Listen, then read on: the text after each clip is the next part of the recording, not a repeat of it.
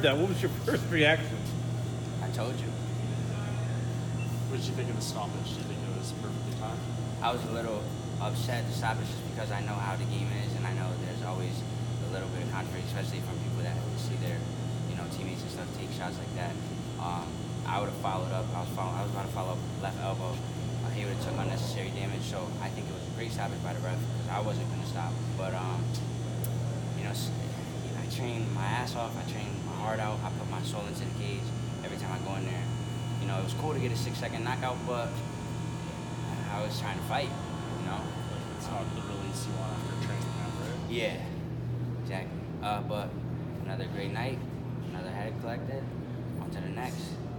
It was a very not frustrating time, but I was tested a lot in this camp outside of the fight, with life things and little injuries, and here I am 8 months later from my professional debut. They signed me. I'm thinking, okay, let's go for mayor, and here I am 8 months later for a 6-second fight. I'm blessed to be a part of this organization. I think I'll be the face of the organization in due time, but I'm just ready to get back in there once again. Hats off to Alex Potts. A lot of people don't know he's actually a wrestling state champion. He's been wrestling since he was 13, 14. Good striker, good gym where he comes from. This was supposed to be a tough test. This was supposed to be a good fight. On paper I was supposed to take some licks. A lot of people counted me out for this fight. Undefeated, he's this, he's submission, he tapped out some good guys. They all think that they're gonna come in here, take me down, beat me up, submit me, rough me up. This pretty kid's never been tested. I get my ass kicked in the gym every single day. I get out wrestled, I get tapped out, I catch shots, I get hit by big shots. So I'm not coming in here looking how I am because I'm taking it easy. I'm pushing myself and I'm trying to be better, 1% better every single day. And it shows. 6 seconds, I think I just tied the record. I shouldn't have touched gloves. I would have beat the record, but whatever. And now here I am. I went from, Mike Kimbel from the 203, and now I got 1, 2, 3, 4, 5. I can't count you guys. It's amazing. And I told you in the interview, I said I'm going to be the biggest thing to come out of my city. I feel I'm going to be the biggest thing in this sport in due time, one by one. I'm just happy to be here. Cheese. What point did you realize Alex was knocked out? Oh, I knew he was knocked out. Once my jab touched him, I said, I'm going to put the 2 here. And then when the 2 hit, I was ready to follow up and did not hurt to the body. I've been practicing that hurt to the body. I like that shot. But I actually seen his eyes rolling back, and I saw both his feet come off the ground. Oh, shit, all right. And then once he fell, he didn't fall in like a defensive mode. He fell. And I was just like, yeah, it's over. And I followed up. I was supposed to. I didn't jump on him too fast this time. My last fight, I like to be 1% better every day. So this fight, I was actually prepared to stop his shots. I was actually take it back, and I was actually looking for a submission. Ask my head coach. I was working to take it back and choke him out because everybody thinks it's a knockout punch. But it felt good. I knew it was over once the shot hit him. Sorry, what kind of things tested you this camp, you said? Well, first of all, I broke my toe. Second of all, I had a fallout with a dear friend who, I really looked up to, I really admired, and I felt real strong and confident with him behind me. And we had the fallout, and I felt for a brief moment like, damn, can I really get this done? And then, stayed true to myself, stayed solid, and got through it. I hurt my hand real bad in the camp. That was that. Believe it or not, I actually suffered a concussion this camp. My lip, I caught a big knee in sparring, and I split my lip from in and out, and I had to get 12 stitches all in and out, and that's where this little scar's from. So this is still tender, but I obviously didn't tell you guys because I signed the fight. I'm coming to fight. Stuff like that, and just the nag of it taking so long. I like, as an amateur, I fought 4 or 5 times a year on top of kickboxing and grappling tournaments. So I like to get in there, do my thing, look good, push myself. So it's just a little, it's like annoying. Everything was getting thrown at me, and I just said, you know what? My mom told me, listen, you keep keep it all in, let it build up, take it with a grain of salt, stay 10 toes, and go out there and deliver. So that's what I did. And it feels real good to know that even when I doubted myself for a second, look where I'm at. You signed recently with Paradigm. Yes. Just Conor McGregor's management company. Speaking of Conor, shout out Conor. He FaceTimed me last night. Wish me luck, my dog. Salute. Conor McGregor FaceTimed you. Yeah, that's my homie. What did he say? He just said, forget the weight, because I missed weight by half a pound. I was tight because I woke up late. I was supposed to wake up at like 8 o'clock to get into the bath, and I ended up waking up at like 9:45, 10 o'clock, and I'm like, fuck, I gotta get this on. So I was only in the bath for like 10 minutes, but you can look at, I'm 146 and a half pounds right now, so I'm not out here cheating, trying to, fight in the wrong weight class. I just was tired. But he said, brush it off, go eat, and go do your thing, but I look forward to watching. I'll be watching. He FaceTimed me with Audie when I was playing Uno. I was scraping Tim in Uno last night.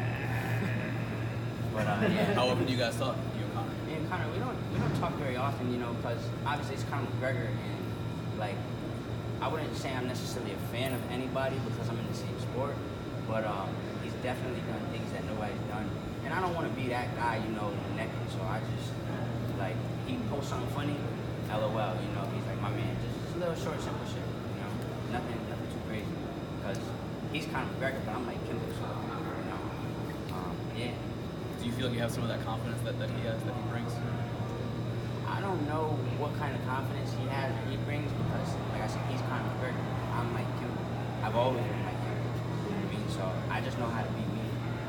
So I don't know how he feels or how confident he is or what goes through his mind. I just know how I am. So I can't really speak on it. If you could have it your way, what's next for you? Ideal situation. Go to Hawaii, aloha, you know what I'm saying? December's not too far. It's not too close either. My hand's a little swollen just because of the hammer fist. I gotta stop throwing those. I don't know why I throw those. So rest my hand a little bit. Go home, hug my family. You can ask my coach. You could ask my mom if she was here. When it's time to fight, I'm a martial artist. So, as sad as it sounds, my family comes second. My friends come third. God and the fight business comes first. So I spent a lot of time, just real quick, hi bye to my moms, hi byes to my brothers and sisters in the morning. Sometimes I only see them at night when they're sleeping, and I get back home after training. And I'm just gonna go spend a couple days with my family, hug them, kiss them, tell them how much I appreciate them. And I'm back in the gym. As a matter of fact, tomorrow my teammate Joe, he's fighting for a regional promotion around here, MO Fight League, great promotion. And I'm going to be over there supporting him, rooting in his corner. Hopefully he gets that job done. I think he would. But, the fighting, it's just a part of me. It's my life. I've been a fighter. I've been a fighter before I was a martial artist. Now I'm a martial artist, and I take it very serious. So I've been fighting my whole life. And I don't really think I know anything else besides, I don't know, how to pick up girls or something. But I don't know how to, How do you... chess. Quick question. How do you avoid now getting knockout hungry or head hungry? Because now it's been 2 fights, 2 ESPN highlight finishes. We've seen some fighters develop bad habits where they try to go for a knockout right away or go for a slam. Going forward, what's the plan so that you don't become that kind of fighter where you become less of a mixed martial artist, more of just a wild swinger? Well, if you watched me or paid attention to me, I've done just that. I was a big knockout puncher, and now I'm becoming a calculated, crisp, composed, precision, dangerous assassin in there. And I'm only gonna get better because this fight just happened. I'm not really thinking about it. I'm thinking about how I'm gonna improve in camp already for the next one. Everybody was talking about the Jeffrey Then, the slam, and I'm like, just stop talking about it. I got Alex Potts to worry about. Why the fuck are you guys talking about Jeffrey Then? So I don't sit there and admire my own work. It happened, I did it, on to the next. Because I'm not here to look cool or be pretty. I'm here because I love the sport. I'm here to catch W's, cash checks, and go on to get ready to grab straps. So that's what I'm here for. To answer your question though, get back in the gym, wrestle my ass off, jiu-jitsu rounds on jiu-jitsu rounds, pull my instructors out on my own, get my one-on-ones, grasp what they're teaching, apply it. If it doesn't work for me, just take it with a grain of salt, throw it away. I go in there every time to be me. and be free. If the shot's there, the shot's there. If it's not there, it's not there. If my boxing doesn't get him, my kickboxing will get him. My kickboxing isn't working, my Muay Thai's working. My Muay Thai's not working, now I'm gonna go for my wrestling. If my wrestling isn't working, I'm gonna go for my jiu-jitsu. If that doesn't work, well, bite down on your mouthpiece, stick it out, see what the judges say. You know what I mean? So, Mikey, I know that in the last fight you were on the main card. This time around you weren't. Do you feel like next time you deserve that you should be on the main I card? was on the preliminary card. They just used my fight and blew it up because, you know, it makes me look good, it makes them look good. Do I feel like I deserve it? You know, like I said, I'm 2-0 as a professional now, and I don't want to sound cocky, but when I come to fight, everything stops. Who's performing like me and can look like me? You know what I mean? And do what I do. Not anybody that's really, you know, in the game on the roster. So it'd be a little more money on their part, but I think I should be on the main card. I'm the main event. Every time I step into that cage, it's my cage until I leave.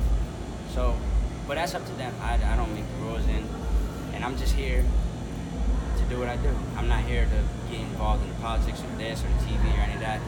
I leave all that to the best management agency in the business, Paradigm. That's on Tim's plate. I just go to the gym, show up when it's time to show up, show out, and go home. Thanks, guys.